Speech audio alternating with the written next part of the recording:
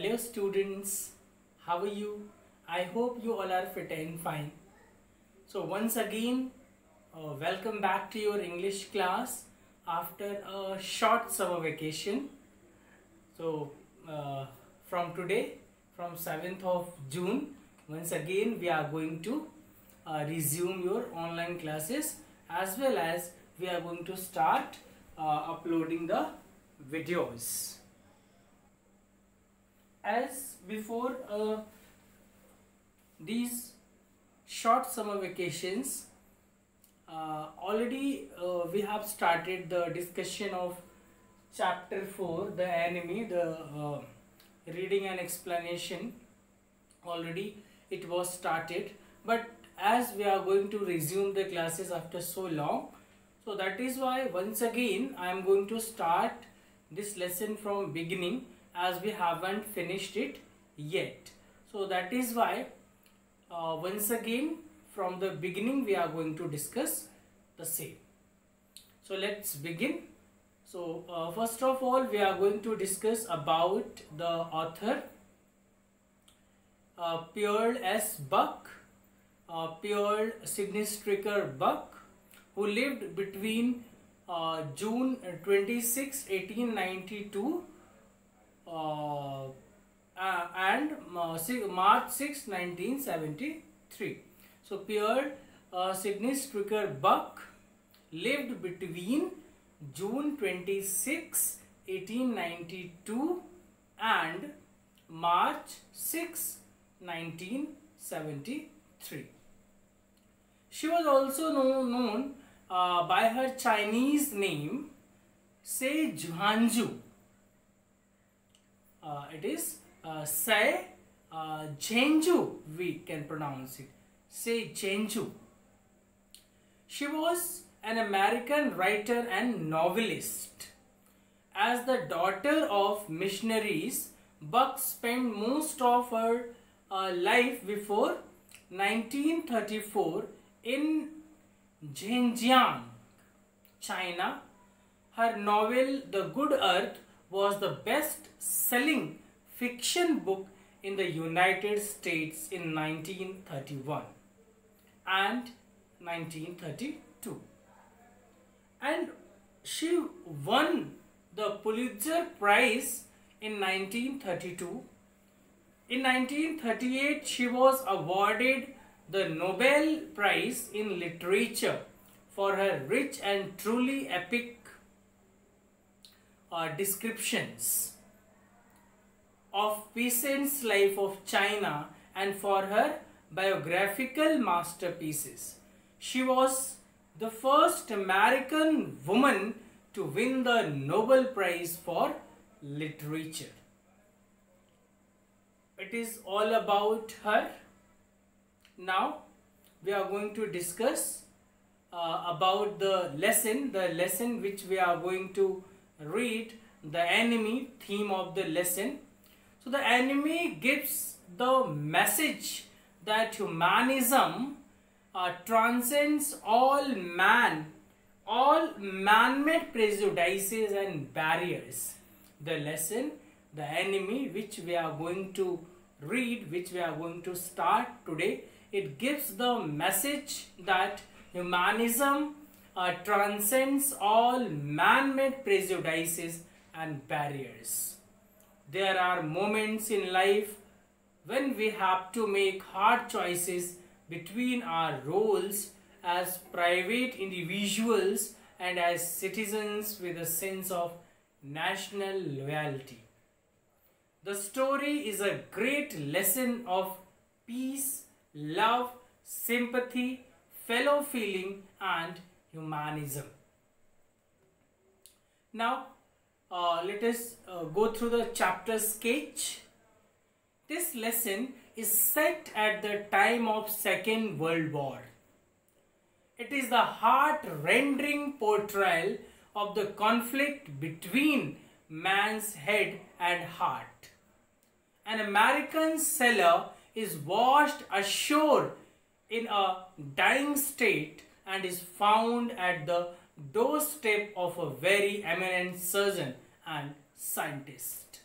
Dr. Sadao Hoki. Sadao is torn between his duty as a doctor and as a Japanese. His heart is telling him to save the prisoner while his mind is fighting to turn him over to police. It is a difficult choice to decide whether one should allow oneself to be governed by emotion or by reason. Now open your book at page number 24. Let us go through the lesson. Chapter 4, The Enemy, written by Pierre S. Buck. Before you read, it is the time of the World War. An American prisoner of war is washed ashore in a dying state and is found at the doorstep of a Japanese doctor. Should he save him as a doctor or hand him over to the army as a patriot? So this story, we know that it moves around a dilemma in which the Dr. Sadao got an American enemy, and those days a war between America and Japan was going on. So that is why he was undecided whether he should hand over the prisoner to the army or he should treat him as a doctor. So let's see what happened. Dr. Sadao Hoki's house was built on a spot of the Japanese coast where as a little boy he had often played. So here the writer tells us about the location of Dr. Sadao's home. He tells us Dr. Sadao's house was built on a spot of the Japanese coast. Dr. Sadao's house was situated at the Japanese coast where as a boy he had often played. The low square stone house was set upon rocks well above a narrow beach that was outlined with bent pines. As a boy, Sadao had climbed the pines, supporting himself on his bare feet as he had seen men do in the South Seas when they climbed for coconuts. His father had taken him often to the islands of those seas, and never had he failed to say to the little brave boy at his side, "Those islands yonder, they are the stepping stones to the future Japan." So his father used to bring him to the island, and from there he could see the people climbing the pines and climbing the where he was also climbing the pines for coconut. Okay, so as a boy, Sadao had climbed the pines, supporting himself on his bare feet as he had seen men do in South Seas. So as he had seen men do in South Seas, so he was also doing the same. He was also climbing the coconut tree and pine tree. His father had taken him often to the islands of those seas, and never had he failed to say to the little brave boy to his side, "These islands yonder." So his father used to take Sadao to the islands, and whenever he went there, he used to say, "Those islands yonder, they are the stepping stones to the future for Japan." Yonder means, at some distance in the direction pointed at. So let me write down here. Yonder.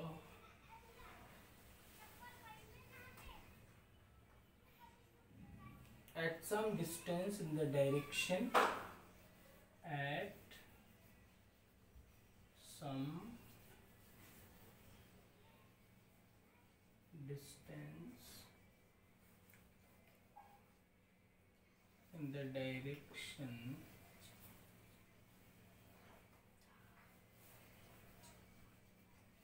pointed at. Okay, so he used to point at some direction, and he used to say they were the stepping stones of Japan. Where shall we step from them? Sadao had asked seriously. At this, Sadao asked, so where they should step from those points which his father used to point out. Who knows? His father had answered. Who can limit our future? It depends on what we make it. So he said, no one knows, and we ourselves can limit our future, but no one. Now, page number 25. Sadao had taken this into his mind as he did everything his father said. His father, who never joked or played with him, but who spent infinite pains upon him, who was his only son. So Sadao's father was very strict, and Sadao was following each and every word said by his father. Sadao's father had never played with him. Sadao's father had never made any joke with him. Sadao had taken this into his mind as he did everything his father said. His father, who never joked or played with him, but who spent infinite pains upon him, and who was his only son. As Sadao was his only son, that is why he was paying his full attention towards him, and he wanted him to become a doctor. In his life, he never played with Sadao or never made any joke. He was very serious. Sadao knew that his education was his father's chief concern. So it was also known to Sadao that Sadao's education was Sadao's father's main concern. For this reason, he had been sent at 22 to America to learn all that could be learned of surgery and medicine. That is why when Sadao was 22, he was sent to America to learn about surgery and medicine. He had come back at 30, and before his father died, he had seen Sadao become famous not only as a surgeon but as a scientist.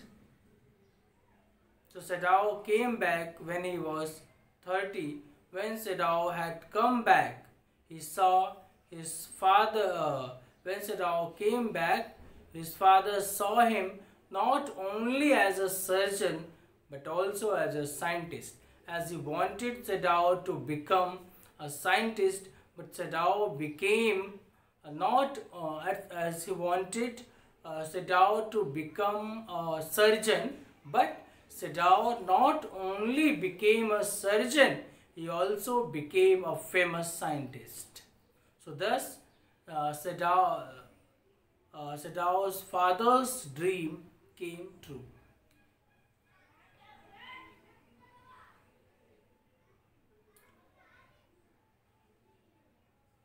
Because he was perfecting a discovery which would render wounds entirely clean, he had not been sent abroad with the troops, as he knew there had not sorry, because he was perfecting a discovery which would render wounds entirely clean. So how he was a scientist? Because he was uh, perfecting a discovery which would render wounds entirely clean, which would, render means here make.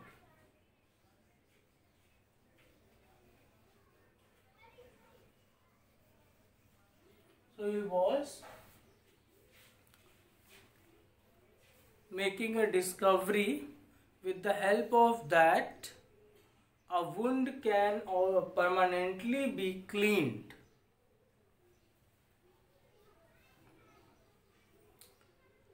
He had not been sent abroad with the troops, and as he was in army, as surgeon, he was serving Japanese army.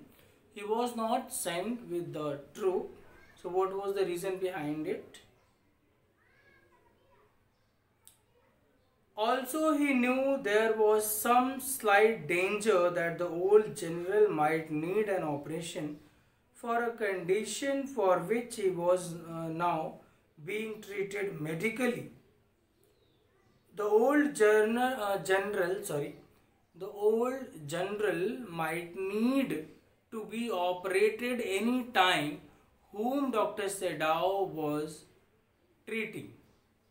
So that is why it was the reason, because of that he was not sent to, he was not sent with the troops.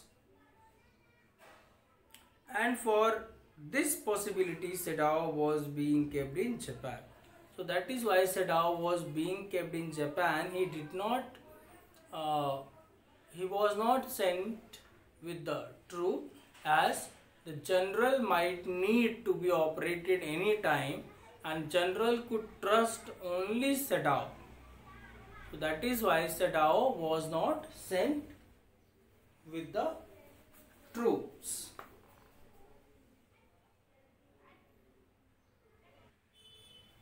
Now, next paragraph. Clouds were rising from the ocean now. The unexpected warmth of the past few days had at night drawn heavy fog from the cold waves. So clouds were rising from the ocean now. So we can say it was cloudy, it was foggy. The weather was cloudy and foggy. The unexpected warmth of the past few days had at night drawn heavy fog from the cold waves. So overall, the writer wants to tell us that the weather was misty, foggy. Sedao watched mists hide outlines of a little island near the shore and then come creeping up the beach below the house, wreathing around the pines. Wreathing means curling or circling.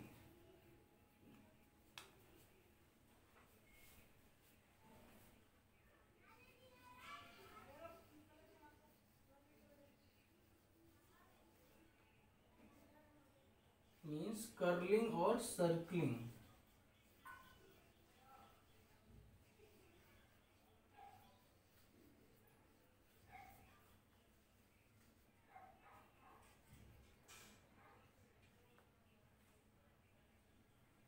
Sorry.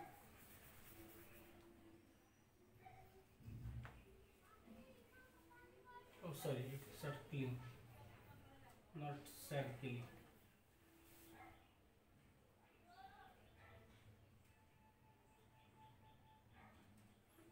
That one was correct. Okay.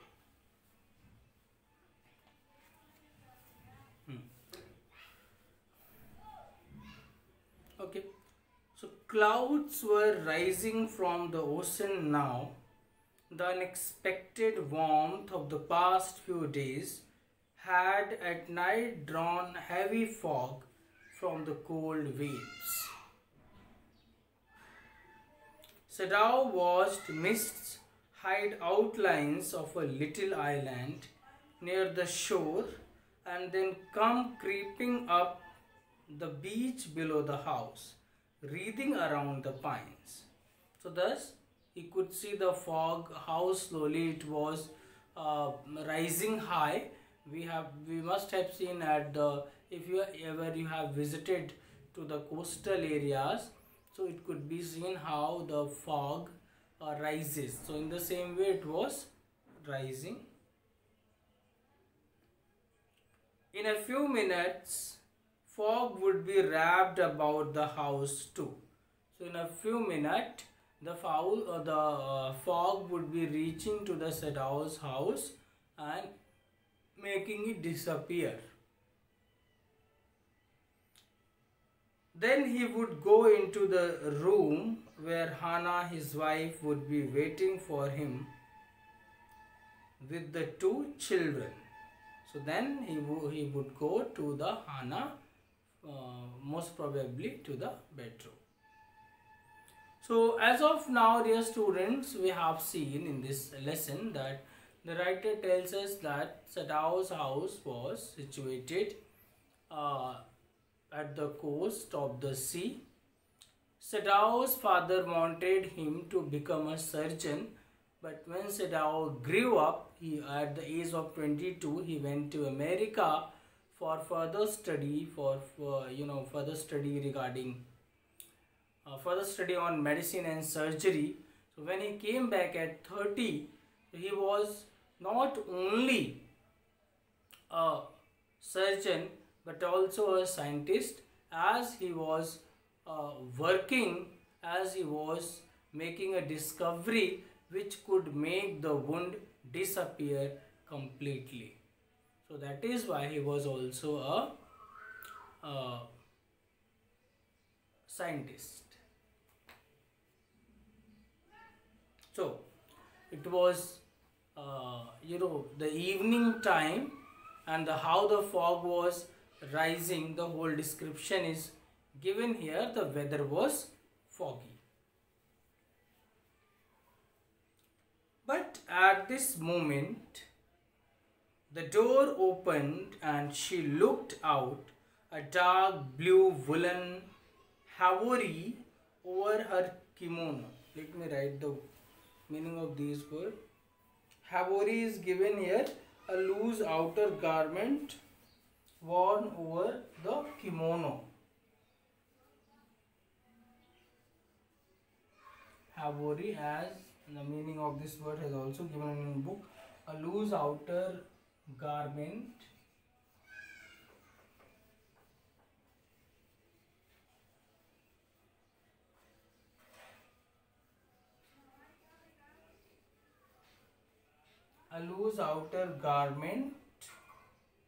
worn over the kimono.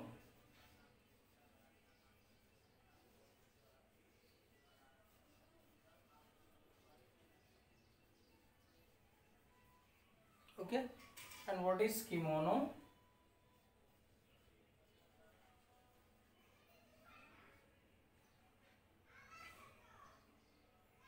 Kimono, a long, loose, traditional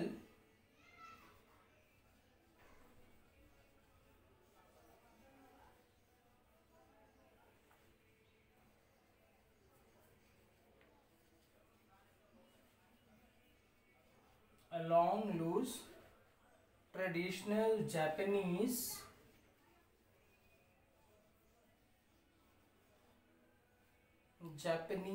robe with wide sleeves.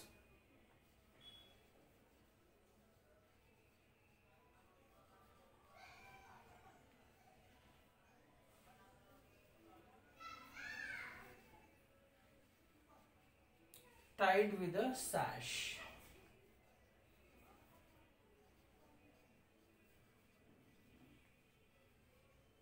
Okay, so Haori and kimono both are Japanese dress which Hana, Sadao's wife, was wearing when she came to him. She made to him affectionately and put her arm through his as he stood, smiled and said nothing. So she started showing the love, affection. He had met Hannah in America. Now here writer starts telling us that where did Sadao meet Hannah. So he had met Hannah in America, but he had waited to fall in love with her until he was sure she was Japanese. He met Hannah in America, but he did not get married until he was sure that Hannah was also a Japanese. His father would never have received her unless she had been pure in her race. So his father would never be accepting her if she would be anything other than if she she would not be pure Japanese simply. Okay, so Sadao's father was very strict regarding it. He wanted Sadao to get married to a pure Japanese girl.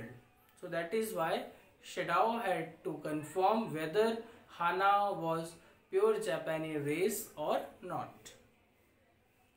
He wondered often whom he would have married if he had not met Hannah, and by what luck he had found her in the most casual way. By chance, literally, at an American professor's house. So he used to think if he would not have met Hannah, so whom he would have got married. So further he told us that so very casually he met Hannah at American professor's house.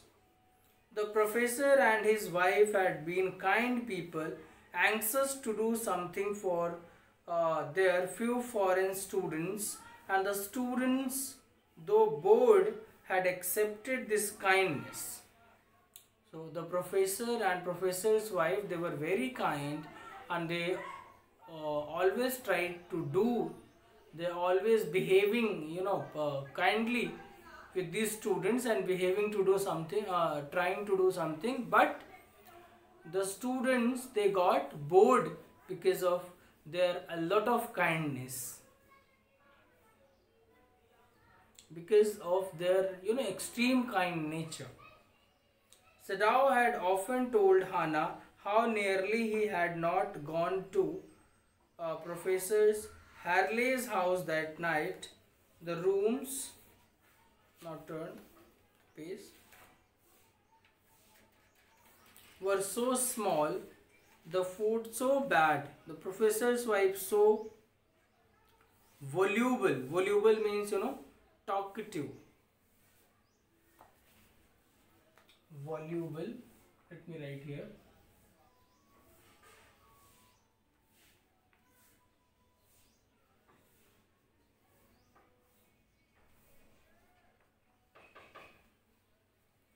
So he also avoided going professor's house, as professor's wife was very talkative and the food was so bad, rooms were also very small. But he had gone there, he had found Hannah. But even though he had gone there, he stayed there and he had found Hannah, a new student, and had left and had felt he would love her if it were at all possible. So he decided there he would love Hannah when he would come to know she was of pure Japanese race, as his father was totally against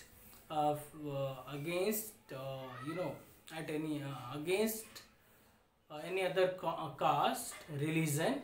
So that is why he decided if Hannah would be of pure Japanese race, then he would get married to Hannah. So as of now, the main points which we have seen in the lesson: Sadao's father wanted him to become a doctor. He was sent to America for further study on surgery and medicine when he was 22. When he was 30, he came back, and in America he found Hana, and when it was confirmed that she was of pure Japanese race, then they got married. Okay, dear students, so mark till here and revise till here. It's all about today's class. In my next class tomorrow, I'll explain a few more paragraphs. Thank you for watching. See you tomorrow.